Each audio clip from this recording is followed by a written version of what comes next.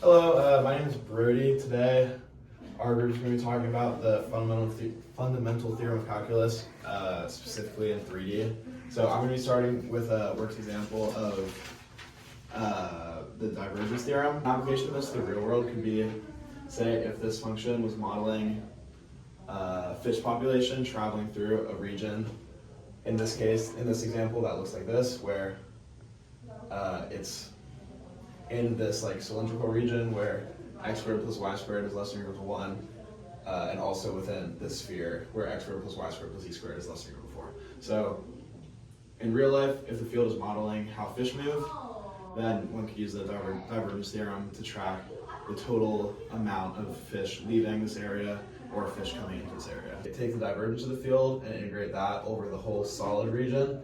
That equals the flux of this field F across just the boundary V. So if we're modeling fish going in and out of a region, then we can use this integral, which will be easier to model the actual number of fish crossing this boundary line, or any of these boundary lines, instead of using this more complicated integral. So our divergence theorem just says they're equal. So with this in mind, please on your own, you can pause the video, find the flux of this field F through the boundary of E. Alright, and then just to show the work, divergence of F simplifies to 2z plus 2y minus 2y. Divergence of F just equals 2z. So then we can see that by divergence theorem, the flux across the region of E of this field equals the triple integral across that like cylinder-ish shape with round caps, I guess, of just 2z dv. If we're working in Cartesian, then dv is going to equal, I'll set it to dx dy dz, so that the triple integral equals, so that z goes from -2 to 2. I'll just leave this for a sec. So that z goes from -2 to 2. And then from here, we can see that since the region is symmetrical over the xy plane, and then z goes from like -a to negative a, or -2 to 2, that, and z is an odd function here, that this whole integral is just going to equal 0. So that means, working in our real example, if this field was actually modeling fish movement, then we could show by the divergence theorem, by the fundamental theorem of calculus, whatever you want to call it, that the total fish population does not change, even though there is change, there is change across the region, but the negative change cancels out all the positive change. So the amount of fish going in equals the amount of fish leaving, basically. So yeah. Hi, my name is Ryan. Today I'll be talking about flux and solving a problem using Stokes' theorem. So flux describes how much something passes through a surface, and this something is usually described by a vector field like velocity of a fluid, wind, or an electrical field.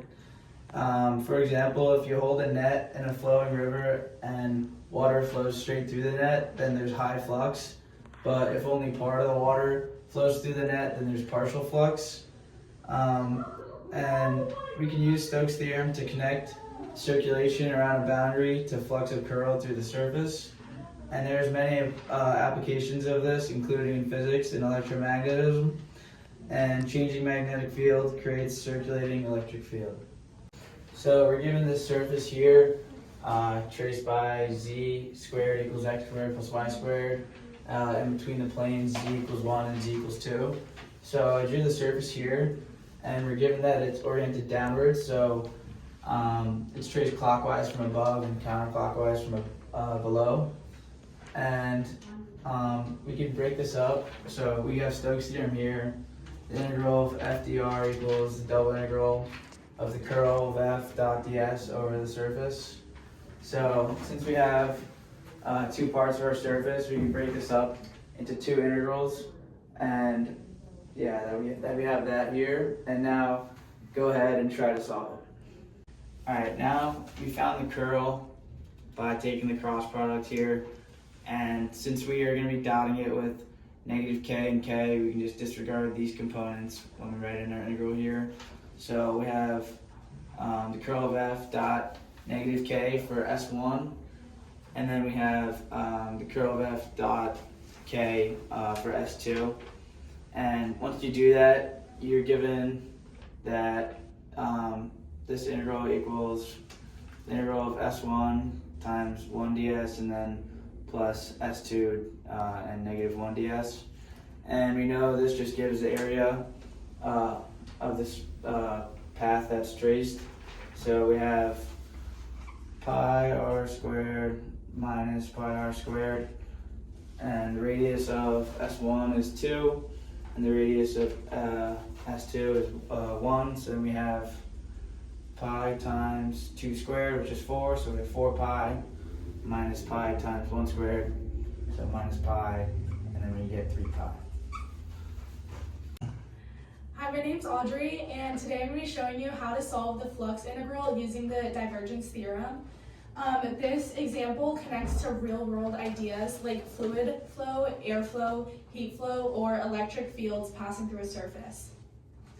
Imagine that this bottom half of the sphere is like a bowl, and the vector field represents air or water moving through it. So the flux will tell us the amount of net flow passing through this ball-shaped surface S. This surface S is the bottom half of a sphere with the radius of 2. Since S is only the bottom half of the sphere, it's not a closed surface, which means we can't use the divergence theorem for this problem yet. So to make it a closed surface, we're going to add a disk at the top right here, where z is equal to 0, and we're going to call that S1. Therefore, the region bounded by E is equal to negative S plus S1. And S is negative for the bottom half of the ball because outward normals point downwards, but the problem says S is oriented upwards. So an upward orientation is the opposite side of the given orientation, which makes S negative. Hi, my name is Jackson. I'll be continuing from this here. So the divergence theorem here says that the flux across the closed surface equals the triple integral of the divergence over the solid region. Now we find the divergence. The first term is 0 here because there's no x. The second term is 0 because there's no y. The third term is 1. So from that, go ahead and try solving the problem. Now we need to subtract out the flux through the added disk, S, because the original problem only asked for the curved bottom sphere on the disk. The unit normal vector is n because the vectors are pointing upwards, so the vector is just 0, 0, 1. So that means that the disk flux is just y squared times the area of the disk, which has the radius of 2, which means you would subtract out 4 pi. Okay, so now we put everything together. We're solving for the flux through S. And here we use substitution. There's a lot of work that is inputted here, and then we have a final answer of negative 4 pi over 3. Thank you so much for listening to our review of the fundamental theorem of calculus in 3D. I really hope you enjoyed the lesson.